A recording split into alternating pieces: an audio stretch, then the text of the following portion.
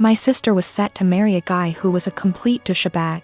He seemed like a nice catch to any outsider. He was tall, handsome, very confident, a doctor. Basically the sort of guy any woman would swoon over. Unfortunately, he was a sociopathic, unrepentant narcissist, devoid of any empathy, who would take out his anger on anybody he felt beneath him and seemed to enjoy doing it. You know how basically they say, don't look at how your partner treats you, look at how he treats others. And that's how he'll eventually treat you. My sister didn't pick up on that. I picked up on it early. This guy was really mean. Would berate and insult people for the smallest thing and would lose his cool with anybody who looked at him the wrong way. He started doing it to me, and I told my sister early on, this guy's an asshole. She was like, Nah. You two will eventually get along, you just got off on the wrong start. I told him I've seen him do that to other people, but she seemed to think, oh, but he's nice to me, I'm the special one. Maybe I can change him. Or I have no idea what she was thinking. After about 2 years together, when they were engaged, the cracks were evident. My parents loved him. His dad and my dad go way back. They both went to the same medical school together and have been close friends for decades. Her fiancé is also good friends with my 2 older brothers. After 2 years, my sister was realizing this guy was an asshole. He's always been an asshole, and he won't change. There was a really painfully obvious example one day when we were having dinner, and my sister's fiancé and my dad were having a discussion about something political. My sister tried to offer her opinion into the discussion, and they both snickered. Then this guy just started berating her and ripping into her in front of everyone, making her feel this small. I could sense her pain. She was just quiet and just sat there taking it. I was thinking, what are you doing with this guy? He has no respect for you. He has no love for you. Another time our family was at this dinner function where a lot of big people were around. My sister's fiancé completely left my sister alone at the table with me, and was sitting at this other table with 2 women, very obviously flirting with them semi-drunk. He just left her all alone at the table. I asked her what was wrong, why was he ignoring her? She told me they had had an argument earlier and this was his way of punishing her. You see what I mean when I say this guy is a complete sociopath? My sister and I are really close, and even though I'm younger by far, little brothers aren't devoid of wisdom. And I've been urging her from day one to break up with this guy before she gets in too deep. Well, now that she'd spent 2 years with him and was engaged, she was obviously in too deep. And she used to tell me about all the outbursts he has, how he treats her with no respect. We often had long discussions, just me and her, where she'd spill open like a can of beans and just divulge all the bullshit that he's put her through recently. Sometimes she'd cry and I'd be there to help her out, but she still seemed to want to stick with him. She actually convinced herself that he loved her behind all that horrible treatment, and couldn't pull herself to cancel the engagement, what with our parents, his parents, everyone counting on it. She knew they'd all say she's crazy, turning down this smart, handsome doctor. I kept urging her to break up, but she stuck with the he'll change or he loves me deep down excuses. It all came to a heads when one day she very publicly exploded at him. We were having a huge dinner, both sides of our families, and I was sitting next to him. He kept bullying me the entire night. Move your elbows over, couldn't you wear something a bit more presentable? Stop sticking your hand out like that, it's rude, don't you think you've had enough of that? If I asked him to pass a bowl or the sauce or something, he'd hand it over but then pull away and be like, say please, say thank you. He was smiling the entire time, laughing. My 2 older brothers were also snickering. They didn't seem to mind this guy was publicly bullying me and having fun with it. He and my dad started having one of their conversations again, and my dad started airing out all his general frustrations and disappointments regarding me. And they started both talking about my life openly in front of me. Her fiancé then turned to me and started openly lecturing me, and when I tried to ignore him, hey, are you listening to me? What's the matter with you? Your dad never taught you any respect? My sister just then basically exploded. She was sitting at the other side of the table, guessing she didn't want to be near him, but she was watching what was going on the entire time. My sister just then basically exploded. She was sitting at the other side of the table, guessing she didn't want to be near him, but she was watching what was going on the entire time. My cousin turned 18 recently. She's in high school. She doesn't have a car, and during her birthday weekend, thought her parents were going to buy her one. They didn't get her one and she was pretty upset. I should note that I'm not very close with my cousin, or the rest of my extended family for that matter. I only heard about this through the grapevine from my dad. Anyway, my cousin texts me on the Friday before her birthday asking if she can take my car. I just leased a new Ford Escape, to the mall and then for an out-of-town road trip with her friends over the weekend. I tell her no. She begs and pleads with me. I tell her no again. My car is for me to drive and for me only. If she wants her own car, she can save up and buy one. She calls me and says that I ruined her birthday and that she's embarrassed because her friends think she got a car for her birthday and she doesn't have one. I don't respond to her and think nothing of it.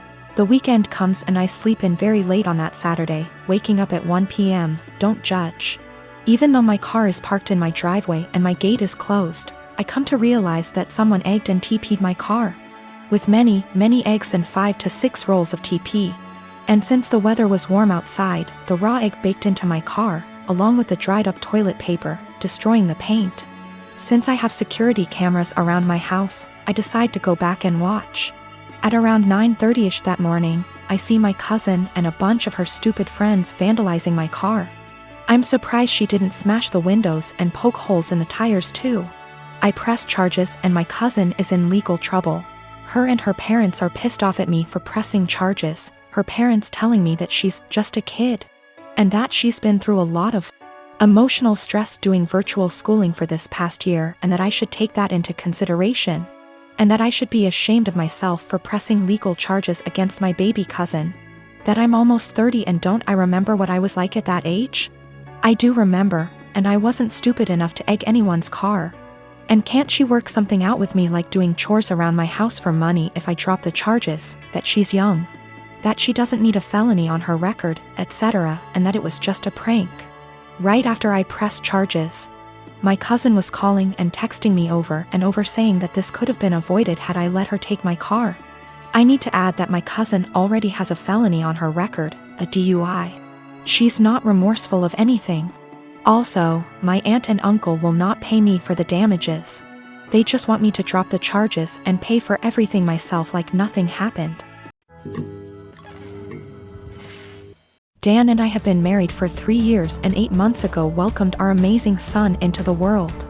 He was very planned and wanted, and motherhood had been transformative for me. I was able to take for 1/2 months maternity leave before going back to work. Without going into too many details, we both work white-collar jobs that require professional attire. A normal workday look for me is a skirt or pair of slacks, a silk blouse, pumps or boots depending on the weather. But always with a heel because I'm 5'0", maybe a blazer if I have a big meeting. Dan wears a suit almost every day. I also style my hair and do some makeup for work every day. This is what I wore before our son was born and what I continue to wear. Dan and I are pretty even in sharing parenting duties. I tend to take mornings because I'm more of a morning person than Dan. A normal morning for me starts early, short workout, shower, get baby up, get baby ready and baby off to Dan because the daycare is on Dan's way to work. I'm normally dressed at the tail end of this process, but I keep my robe on over my clothes in case my son wants to give my outfit something to remember him by on our way out the door. For the last month or so, Dan has been more irritable than normal in the morning. There have been side comments if he gets up and I'm drying my hair or getting dressed. Basically, if I'm not 100% focused on my son in the AM. Our son is happy playing and supervised, so I just chalked it up to morning moodiness, but it's been getting worse. Last night, I brought it up in what I thought was a neutral, non-confrontational way. Basically, his answer was this: his mom was 100% a mom after her kids were born. She gained a fair amount of weight after she had kids and never tried to lose it. She wore sweatpants every day and works a job where she wears a uniform, so if she wasn't in her work uniform she was in sweats and a t-shirt. She never did her hair or makeup. Her entire identity was being a mom, and she shared with me how hard it was to watch her kids start their own lives. Dan thinks I don't care about our son as much as he does since I worked on losing the baby weight and still put effort into my appearance. I feel like keeping this part of my identity actually helps me be a better mother. I love my son, but I'm still me and I still have the things I like to do. Dressing well, my identity actually helps me be a better mother. I love my son, but I'm still me and I still have the things I like to do. Dressing well, blowing out my hair and doing my makeup are therapeutic to me. Now that being said, my son is my life, and if I knew that not doing those things but guarantee him a happy, healthy life, I would stop immediately. I told Dan that my son and I have our morning routine and he gets lots of time and attention before I go to the office. Dan said he wasn't looking to fight, but he just wanted me to think about my priorities and my time management. I am expecting my first daughter with my husband in September. I grew up in a moderately religious household with pretty strictly defined gender roles. As in, since I was a girl, I had chores around the house while my younger brother did not have to do anything. I don't talk to my parents for a variety of reasons, going on year 5 now, so they do not know I am pregnant. Both my aunts and grandparents were very supportive of me leaving my household and as such have been my main family. Being 6 months pregnant now, people have started to give gifts and I am very grateful for them. We have decided that we don't want our daughter to be surrounded by pink everything with only girl things. So we have made a conscious effort to include traditionally boy outfits and toys like dinosaurs and cars. We have told people that any gender items would be accepted, and if it's getting too much pink, we have gone out to balance a bit. Getting a green jacket or something. My younger aunt has taken great offense to this because boys are boys and girls are girls. And she is a very verbal and loud person and has let us know several times her opinions. She has 2 boys. At my baby shower, my older aunt gifted us a book called Goodnight Construction Site and a little stuffed truck. My younger aunt went on a tirade about how we are somehow making our daughter trans and not allowing her to be a girl. And she's a loud person, so of course her saying this was more like a yell. And in front of my very liberal in-laws who are very supportive of our choice. Pregnancy hormones took over and I grabbed the toy, gave it to my younger aunt and asked her what part of the penis was needed to operate this toy truck. She yelled that's not what she meant and left. The rest of the baby shower went fine, but it was a bit awkward after. Since then she has been blowing up Facebook where a bunch of people agree with her that I am making my daughter trans, and have been telling me that I was an asshole. The rest of my think what we are doing is fine, but that I shouldn't have handled it that way. I do not care if she ends up loving pink and unicorns etc., we will get her them then. I just was trying to balance out the sheer amount of pink items we were getting from friends and family. Almost every single gift has been heavily pink or girl influenced. To the point where she would not be dressed in anything but pink if we did not go out and buy some more boy things. I also am generally not a person who argues. But I feel like a bit of an unholy because I intentionally said this as deadpan serious as I could and with the intent to embarrass her in front of our family members present. My delivery and question did have the intended effect and she went quite red before leaving. This was also the first transphobic comment I've ever heard out of her mouth. While we all grew up quite conservative, my older aunt coming out 27 years ago really changed my family's perspective. My grandparents have changed from what they previously viewed and my aunt was always supportive of my other aunt. My younger aunt always wanted a girl. So I thought she was just trying to act out her fantasy girl with all her gifts and preferences.